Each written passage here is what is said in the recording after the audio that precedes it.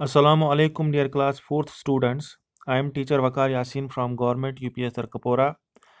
प्यारे बच्चों, आज हम इंग्लिश टेक्स्ट बुक का यूनिट 4 कंटिन्यू करेंगे और आज हम with a little bit of luck इस लेसन के क्वेश्चन आंसर्स करेंगे।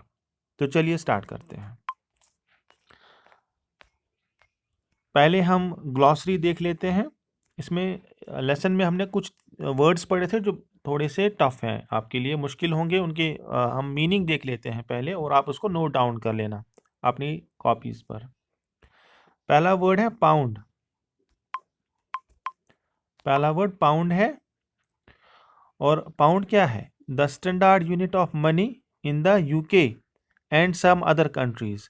एक तरह की करेंसी है प्यारे बच्चों, जो चीज़ें खरीदने के लिए बेचने के लिए यूज़ की जाती है।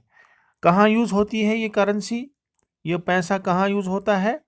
ये करेंसी कहाँ यूज़ होती है? ये यूके में यूज़ होती है, यूनाइटेड किंगडम में, या जिसे हम इंग्लैंड भी कहते हैं या ब्रिटेन कहते हैं, है ना, बरतानिया उर्दू में कहते हैं। तो ये करेंसी जो है ये यूके की है, पाउंड। जैसे हमारे इंडिया की करेंसी बताइए कौन सी है? शाबाश।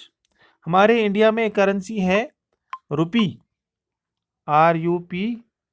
1 रुपीज़, 2 रुपीज़, 5 रुपीज़, 10 रुपीज़, है ना। तो हम कहते भी हैं ये रुपी साथ में। तो ये क्या है? ये करेंसी है, ये स्टैंडर्ड यूनिट ऑफ मनी है एक कंट्री की। जैसे यूके में पाउंड है और हमारी कंट्री में रुपी है। तो पाउंड क्या है? It is a standard unit of money in the UK and some other country.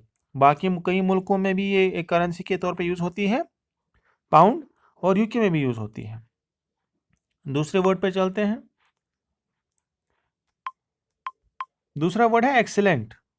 हम लिखते हैं, कभी कोई बच्चा अच्छा लिख के लाता है पेज, या ठीक तरह से साफ तरीके से काम करता है कॉपी पे, या सही जवाब देता है किसी क्वेश्चन का, तो हम कहते हैं एक्सीलेंट।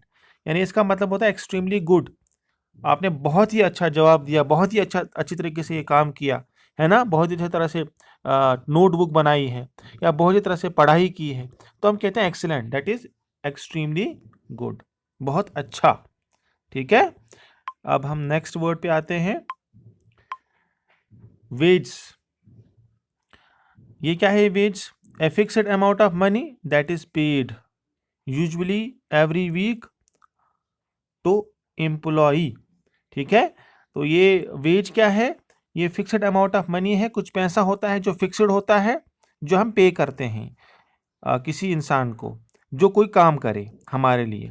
ये या तो हम वीक के बेसिस पे देते हैं, हफ्तों के बेसिस पे, एक एम्प्लॉय को जिसको हम एम्प्लॉय करते हैं, जिसे हम कोई काम देते हैं।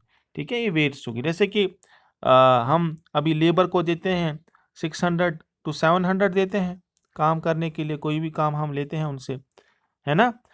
तो या कोई और काम जो है किसी आदमी से हम ले लें, किसी इंसान से ले लें, तो हम उसकी रेट फिक्स करते हैं, है ना, उस काम के लिए, चाहे वो 7 दिन का काम हो, चाहे वो महीने का काम हो, उसके लिए हम फिक्स रेट करते हैं। तो जो हम फिक्स्ड अमाउंट ऑफ मनी किसी को दें कोई काम करने के लिए, उसे वेज कहते हैं, उसे वेज कहते हैं। अब हम आते हैं क्वेश्चंस पर।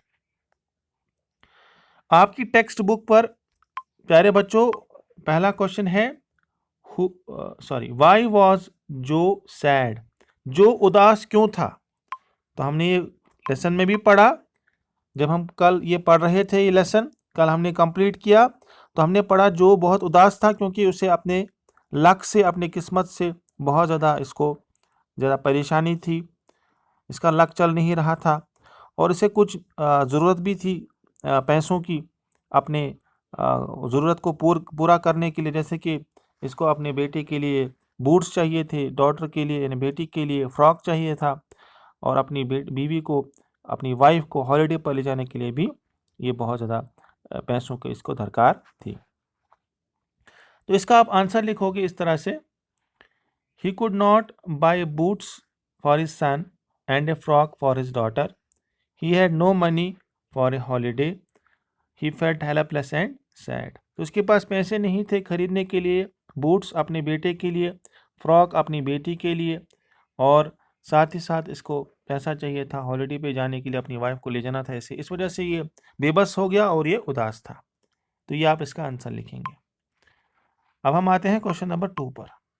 क्वेश्चन नंबर 2 है व्हाट डिड जो find on the road side. तो जब जो रोड पर चल रहे थे तो उन्होंने क्या देखा, क्या उनको मिला। तो हमने पढ़ा था बुक में कि उन्हें एक नेकलेस मिला था घास पे। ठीक है, आंसर लिखोगे आप प्यारे बच्चों, जो find necklace on road side. Road के साइड पर, रोड के किनारे पर उसने घास पर एक नेकलेस देखा, एक हार देखा। नेकलेस होता है हार। ठीक है, आगे चलते हैं। Question number 3, what did he tell John to do. अपने बेटे जॉन को उसने क्या काम दिया था, क्या करने को बोला था। तो हमने ये पढ़ा लेसन में कि जब जो अपने घर पहुंचता है तो उसे एहसास होता है रास्ते में ही कि वो एक चोर नहीं है और इसकी चीज़ नहीं है जो उसे बेचे, नेकलेस उसका था नहीं। तो उसे एहसास होता है कि मेरा नहीं है, मैं उसे बेच नहीं सकता हूँ, और अपनी ज़रूरत को पूरा करने के लिए। और ये घर पहुँचते ही जॉन को कहता है कि जाए पुलिस स्टेशन में और इसको वहाँ उसको सौंप के आ जाए। ठीक है, पुलिस को हैंड ओवर कर दिया। तो इसका आंसर आप लिखोगे प्यारे बच्चों क्वेश्चन नंबर 3 का, जो told John to take pearl necklace to the police station. Pearl का नेकलेस यानी मोतियों का हार, ये जो है जो के पास इसने बोला अपने बेटे जॉन को, जो ने अपने बेटे जॉन को बोला कि ये पर्ल नेकलेस आप ले जाओ, मोतियों का हार ले जाओ पुलिस स्टेशन और उनको दे दो, पुलिस को दे दो ये। ठीक है प्यारे बच्चों, लास्ट क्वेश्चन है क्वेश्चन नंबर 4, हाउ वाज जो rewarded for his honesty. Johnny जो था उसे क्या इनाम मिला, उसकी ऑनेस्टी के लिए क्या इनाम मिला, उसकी ईमानदारी दिखाने के लिए उसे क्या इनाम दिया गया। तो इसका आंसर आप लिखोगे प्यारे बच्चों, Mister Jones gave him the job of a gardener for his honesty.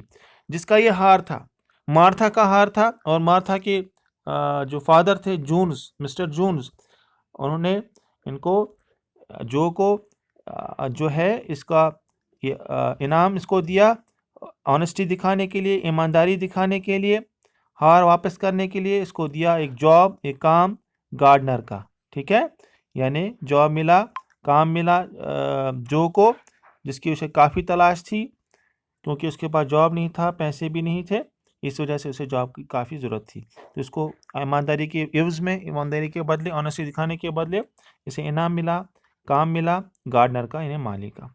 तो ये थे कुछ क्वेश्चंस और कुछ वर्ड्स आपको मैंने बताए, उनकी मीनिंग्स दिखाई। ये आप नोट डाउन कर लीजिएगा अपनी टेक्स्ट बुक्स पर, टेक्स्ट कॉपीज़ पर। उसके बाद इसको आप साफ साफ तरीके से लिख लीजिएगा। ठीक है प्यारे बच्चों, नेक्स्ट वीडियो लेक्चर में नेक्स्ट लेसन के साथ आपके सामने हाजिर हो जाएंगे। अल्लाह हाफिज़।